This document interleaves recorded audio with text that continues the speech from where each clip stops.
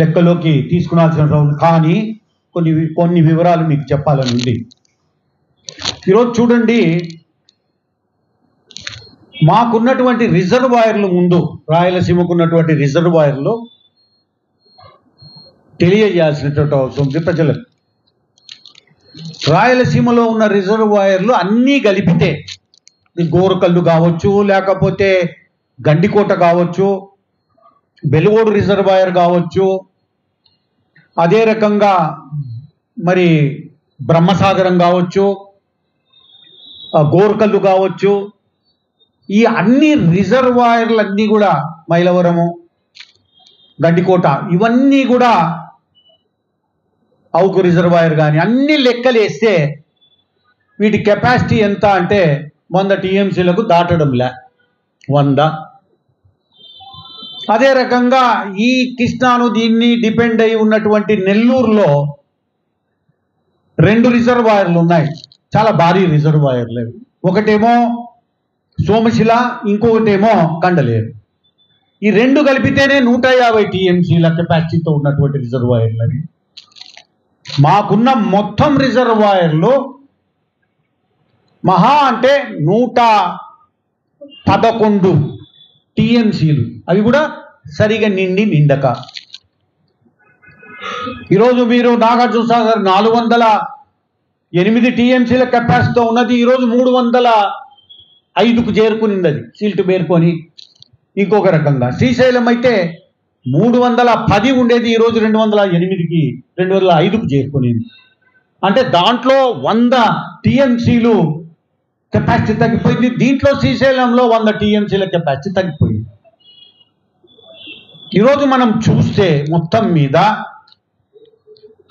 గోదావరి నదిలో చాలా నీళ్లు ఉన్నాయి. గోదావరిలో చాలా నదులు ఉన్నాయి, ప్రాజెక్టులు కూడా చాలా ఉన్నాయి. అదే రకంగా కృష్ణా మీద కూడా ఉన్నాయి.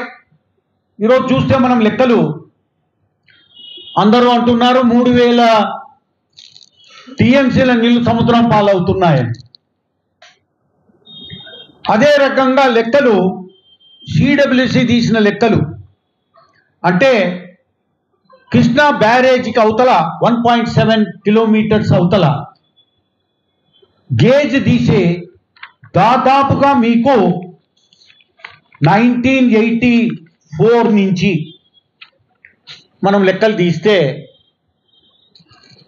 ప్రతి సంవత్సరం ఆవరేజ్న సముద్రంలోకి పోతున్న నీళ్లు 537.6 టీఎంసీల నీళ్లు పోతున్నాయి సముద్రంలో, కృష్ణా జలాలు.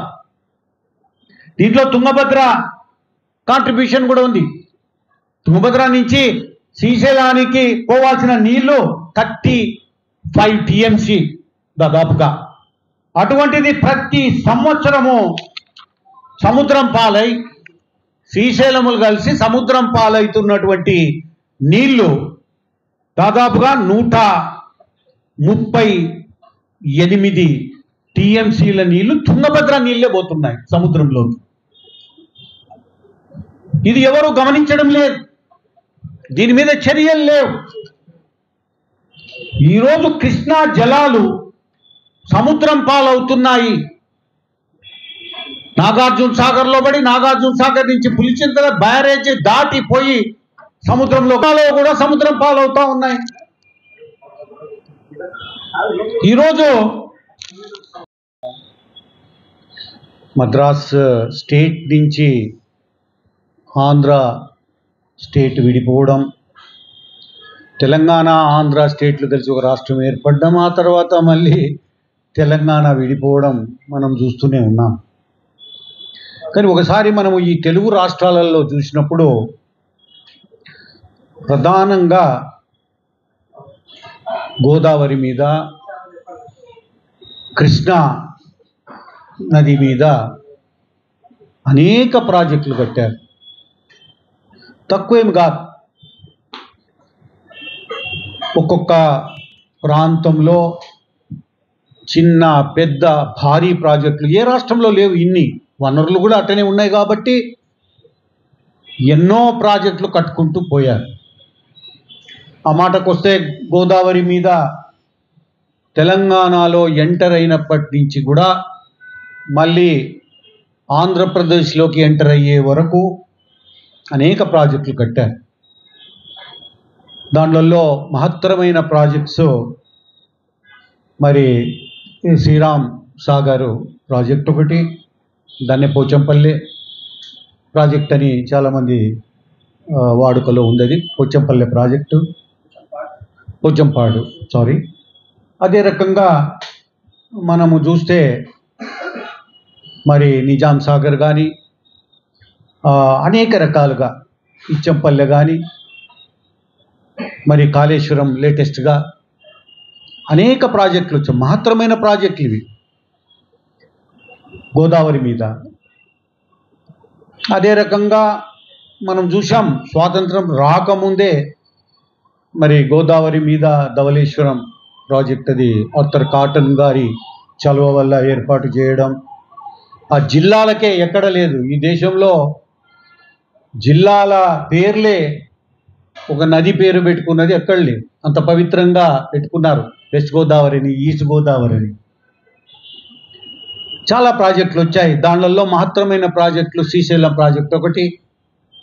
తెలంగాణలో దాదాపు 408 టీఎంసీల ప్రాజెక్టే. సౌత్ ఇండియాలో అంత పెద్ద రిజర్వాయర్ ఉన్నటువంటి ప్రాజెక్ట్ లేదు.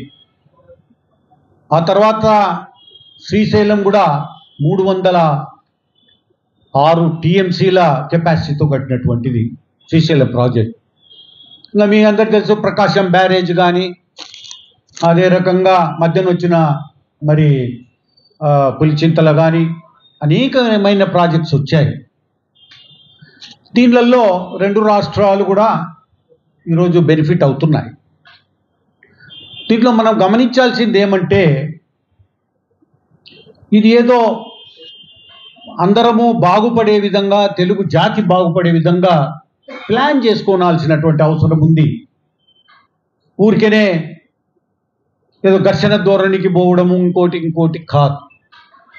ఈ 2 రాష్ట్రాలు వ్యవసాయ పరంగా, పారిశ్రామిక పరంగా ఈరోజు తాగునీరు, సాగునీరు అందాలి అంటే మరి 2 రాష్ట్రాల ప్రజలు, అదే రకంగా నాయకులు, నిపుణులు అందరూ కూడా ఒక ప్లాన్ ప్రకారంగా పోవాల్సినటువంటి అవసరం ఉంది. ఈ ట్రిబ్యునల్స్ వచ్చాయి.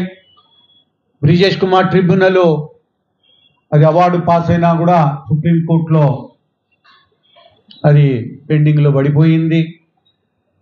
ఇంకా దానికి తోడు మనకున్నటువంటి మరి ప్రాజెక్టుల విషయంలో అనేక రకాల కర్నూలు కానీ, ఇప్పుడు ఏర్పడిన జిల్లాలలో కడప వెస్ట్ కానీ, వీటన్నిట్లలో కూడా ఈ ఏదైతే బానకచెర్ల నుంచి నీళ్లు పోతాయో దానివల్ల అటు పోయే ప్రసక్తే లేదు. కాబట్టి మా ప్రాజెక్టులు ఎప్పటి నుంచో పెండింగ్లో ఉండి ఎన్నెన్నో మా పెద్దలు మేము ఎన్నో మరి ఉద్యమాలు నడిపి ఒక లైన్కు తీసుకొని వచ్చినటువంటి ఈ ప్రాజెక్టులు 2 ముఖ్యమంత్రులు కలిసి పూర్తి చేయండి. కానీ ఇది హక్కులు పోగొట్టేటటువంటి విధానము మనకు వద్దు. ఈ పెండింగ్లో పడిపోతాయి, కోర్టుకు పోతాయి. తెలంగాణ వాళ్ళు ఇంజనీర్లు కానీ, రిటైర్డ్ ఇంజనీర్లు కానీ వాళ్ళంతా కూడా బాగా నాలెడ్జ్ ఉన్నటువంటి వాళ్ళు ఊకే పెండింగ్లో పడగొట్టే దానికే మనము ఇవి చేసుకోవడం. రాయలసీమ ఎత్తిపోతల పథకం ఆయన వచ్చా జగన్మోహన్ రెడ్డి గారు రాయలసీమ ఎత్తిపోతల పథకం ఎత్తుకొని అంత మెత్తగున్నెదల్లో దోకుండ్రి, అంత మొత్తం బిల్లులు కొట్టేసి వెళ్ళిపోయింది. అది ఇంకా మరి దీని నుంచి రాలేదు మనకు, ఢిల్లీ నుంచి అనుమతులు పెండింగ్లో పడిపోయినాయి. అవి మళ్ళీ ఇట్లాంటివన్నీ పెండింగ్లో పడిపోతాయి. కాబట్టి మాకు సిద్ధేశ్వరం అలుగు ఒకటి, బ్రిడ్జికం బ్యారేజీ కట్టండి ఇచ్చి అంత కలిపి 3-4 వేల 5,000 కోట్ల లోపల అన్నీ అయిపోతాయని చెప్పి నేను విజ్ఞప్తి చేస్తున్నా 2 ముఖ్యమంత్రులకు. ఊరికే ఏదో దాటించో 1000 కిలోమీటర్లు టనల్లు దోవి, ఇంకోటి దోవి, దాంట్లో టనల్లు దోవేటప్పుడు మళ్ళీ చచ్చిపోయి ఎవరెవరో పాప ప్రాణహాని. ఎందుకంటే వైల్డ్ లైఫ్, ఎన్విరాన్మెంటల్ క్లియరెన్స్లు, అది కాకుండా టైగర్ మరి ఇది ఉంది అక్కడ, ఎన్నెన్నో ఉన్నాయి చిక్కులు. ఇవన్నీ ఎందుకున్నాయి నా సిద్ధేశ్వర్ ఇప్పుడు టెండర్లు కూడా పిలిచినారు గడ్కరీ గారు. దేనికి? ఐకానిక్ బ్రిడ్జ్ అని. ఐకానిక్ బ్రిడ్జ్ బదులు ఇద్దరు కలిసి 2 రాష్ట్రాలు స్పందిస్తే బ్రిడ్జ్ కమ్ బ్యారేజీ కడితే 60 టీఎంసీలు అన్నా, 1200 కోట్లతో 60 టీఎంసీలు ఎక్కడైనా ఉందా ఈ ప్రపంచంలో? అది ఉంది ఇక్కడ ఛాన్స్ అని. దాన్ని కట్టండి, గుండ్రేవులు పూర్తి చేయండి, high level canal, parallel canal కట్టండి, వేదవతిని పూర్తి చేయండి, చాలు మాకు మా దరిద్రం తీరుతుంది. ఇది యాదో ఇది మేము ఇంకా ఎదురు చూడలేమని చెప్పి నేను ఇద్దరు ముఖ్యమంత్రులకు విజ్ఞప్తి చేసిన. SLBC that is a gone project, you forget about it. SLBC నిజంగా దిండి, అదే రకంగా మహబూబ్ నగర్ అండ్ మరి నల్లగొండ జిల్లాలు బాగుపడాలంటే, కరువు జిల్లాలు, మీరు చేయాల్సింది సిద్ధేశ్వరం దగ్గర నుంచి దిండి వరకు మీరు 10 కిలోమీటర్లు ఓపెన్ కాలువలు తీసుకెళ్ళి ఒక 40 కిలోమీటర్ల టనల్ తవ్వాల్సింది. అది కూడా మీ క్వార్జైట్ కాదు అక్కడ వచ్చేది. ప్రధానమైన ప్రాబ్లము స్టోన్ ఏది ఉంది అక్కడ ఉన్నటువంటిది ఏది తవ్వాల్సి వస్తుంది అన్నటువంటిది ఇంపార్టెంట్. ఇక్కడ ఫారెస్ట్ కూడా తగలదని చెప్పి నేను రేవంత్ రెడ్డి గారికి విజ్ఞప్తి చేస్తున్నా. ఎందుకంటే ఐ థింక్ రేవంత్ రెడ్డి గారు మహబూబ్ నగర్ జిల్లా వాసి, ఇరిగేషన్ మంత్రి ఉత్తమ్ కుమార్ గారు నల్గొండ అనుకుంటారు, వాళ్ళ నేటివ్ నల్గొండ.